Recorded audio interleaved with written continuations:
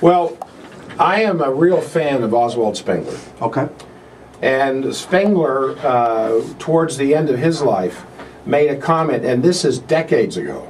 Yes. He made the comment that people living under a monarchy at the time of the American Revolution in Europe were more free than the people in America are today. And that could be. That blew me away when I read that, because I got to thinking, you know, in the monarchy you have the king, but you have all of the grand vizier and the wizards and everybody that's associated with the lords and the ladies, right, who have their own personal interests involved. But those personal interests always involved capitalism and gain and making a profit, of course, and moving on down the road under the blessing of the monarch. Here you have so many bureaucratic institutions. That's it. So many, and the czar. How many czars we got now? Wow, I mean, 30-some plus. 30-some czars. Yes. I prefer to unelected. call them Reichsmarschals, but that's kind of, you know, the czars. As we are all being now pigeonholed, cataloged, orchestrated, choreographed into our future roles under the new society, if the revolution does not happen. Right, and when we talk about revolution, I mean, at least for ourselves, for myself and conservative media, and I would think yourself as well, we're talking about peaceful revolution at the ballot box. We're not talking about anything else like that. We're talking about the way that power is transferred in America, you know, in a free and just society. But I want to dovetail on what you're saying right there, and I think that is critically important that you hit on. We already talked about free speech. We talked about the danger of that. We have a situation now with this monstrous debt that's growing, where about 40% of GDP now is government spending. Now let's think about this. John, I'm going to have to interrupt you, please, because we've got to go to the top of the hour news. Oh, I'm sorry. So we'll just pick this up on the other side. Absolutely. Go to YouTube, look up conservative new media, and you'll find all of the little entries there that we've been talking about. We'll see you right after the news. Now this is getting hot now. This is good. On K-Talk. What I'm going to say is, like, look, I mean, you have government that's so big now. I mean, when you think about it, with all the, you need a permit to do across the fucking street. You know, excuse my language. That's a good word. You know, you need a permit to cross the street. They're going to try to get what you say, whether it's here on the radio station or with the hate crime stuff like that. You have so much government spending. And name for me one government program that really, really works well, right? I mean, they brought you the post office, they brought you Katrina, they brought you FEMA, you know, they brought you Medicare, Social Security. I mean, none of it works. And so if we have all this, you know, if everyone's working for the government, how much freedom do you really have? And then they're going to tell you what, you can't do anything. They're going to take all your money. You need a permit to do anything. You're going to need a special pass to get from one state to the next. That's it. It's crazy, and people have to wake up, and they have to fight this right now, because it's getting pretty scary. And I'm not an alarmist, but I mean, you just look at where it's at. You're listening to K-Talk this morning, AM 630. The voice of Utah, and you're listening to the Jack Stockwell version of that. My guest is John D. Villarreal, Esquire, who has a whole mess of work now done on the internet at YouTube. You would go to YouTube and you would type in New Conservative Media. Conservative New Media. Conservative New Media, exactly.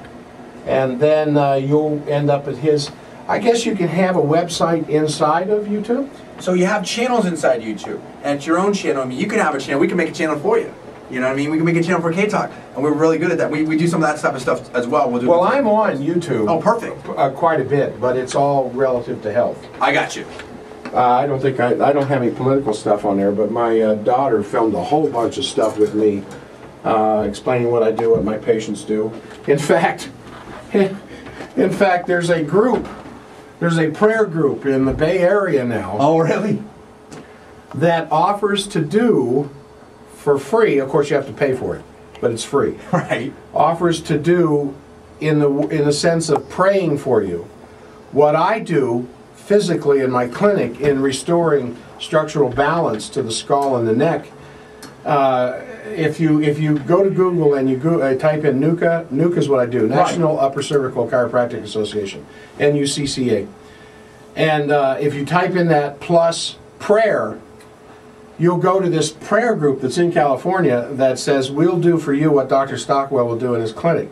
So you don't have to go to Dr. Stockwell and pay him. and so how do you feel about that? Oh, I don't care. Okay. They've been told by the NUCA organization to cease and desist, but they haven't. Right. Because they have Jesus on their side. Right. And so when Jesus is your co-pilot, you can get away with an awful lot of stuff. True. So, but they have my clips from YouTube on their website explaining what it is I do. Wow. And so they have taken that and incorporated it into their prayer group. So, and they'll do it over the internet. They do over the internet what you have to come to my office to receive from me. Now you've got a different approach to this type of stuff, though. Like, oh yeah, it's been around since incorporated in 1965. But there's only a couple hundred people on the planet who do what I do. Okay. It's X-ray intensive. 20% of my practice comes in from out of state. Wow. This weekend we were just down in St. George because we are expanding the clinic practice to St. George. Awesome. I have several hundred patients from the southern part of the state. Wow. And several hundred more who travel from the southern part of the state into Vegas for people who do this. And so we're expanding an office there, and we're also expanding an office into Park City at the same time. Fantastic. Because of the demand for what we do. It's been medically studied. There's a medical publication on what we do. In fact, it's the only chiropractic technique I'm aware of that has medical endorsement. Okay. And in the sense of peer-reviewed research. So most of, if not all of my little clips that show up on YouTube are all oriented in that direction. It never occurred to me actually to do this video stuff that you're doing. Yeah. I think this is a great idea. Oh yeah. And you know, get some clips out of every day's show. We'd love to do it. And start throwing them up on the when a real point's being made. Yeah. And for instance, the point I want to make here is there are people in the federal government today in America who have no loyalty to the Constitution, have no loyalty to America whatsoever. Correct. Have no loyalty to the American system. Who in their minds see the coming globalist latter-day version of the Tower of Babel. They're all for that. And which is what globalism is.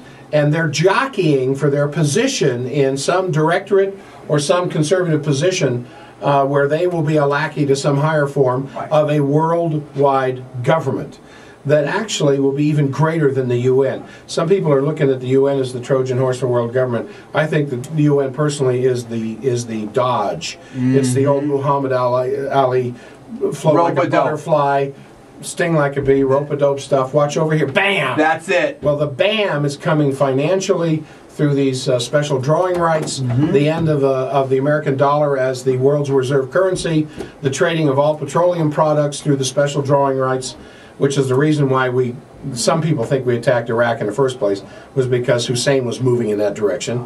The Iranians are threatening to move in that. In fact, the Iranians are already selling oil through special drawing rights, through the ruble, through the euro primarily, and they're moving away from the dollar, which is if the dollar loses its position as the world's reserve currency, we will find ourselves shortly in probably 1400 AD Europe. The Dark Ages, that's what's sitting on the border right now. The thing that we are facing right now is a return to the Dark Ages. This whole green movement is to stop production. It's to stop energy. This idea that you can get energy from the sun, that you can get energy from the wind, when it should be coming from nuclear power, the cheapest, cleanest source of power on the face of the planet. Country after country in Europe still installing nuclear power plants. Africa putting in nuclear power plants. Iran putting in nuclear power plants that everybody's worried is going to be used for weapons-grade plutonium. We haven't had a nuclear power plant in 33 years. That's right. And so there's, you know, when you look at Washington and you get upset about that, you look at Wall Street and how they own this president, who's really a corporatist. Right. Some people want to call him a socialist. I think that's terribly wrong. I think he's a corporatist. He's a corporatist fascist. He's owned by the government. But even more than that, he's owned by the international banking cartel. George Soros' money got him into that office. He's beholden to this international financial group. Well, the first thing he did is he turns over all this money back to these people who had stolen it in the first place. So you have a dynamic in Washington that's going on now that is not just contrary to the First Amendment, or there may be some serious problems with the Patriot Act, Those are dodges. Those are cover-ups. Those are there to take your attention off what's really going on, is this oligarchical empire that's using the American army, that's using coalition forces to secure oil, to foment war in Afghanistan, foment war between Pakistan and India, so that this oligarchical empire can go in and clean up the ashes that's left, which primarily will be oil and petroleum. And we're over here worried. We're over here worried about how much of a backlash there's going to be against the liberal element in Congress in the 2010 midterm elections. One of the big things on the news last night was Karl Rove's predictions that if this health care bill passes, and they've got a very special meeting, it's either tomorrow or Wednesday night in Congress to go ahead and pass what they have right now in kind of an amalgamated, amorphous, well, we'll pass this. Right. Which we don't understand and really can't do anything. We haven't read it. In order to straighten it out thereafter, but we've got to get this passed.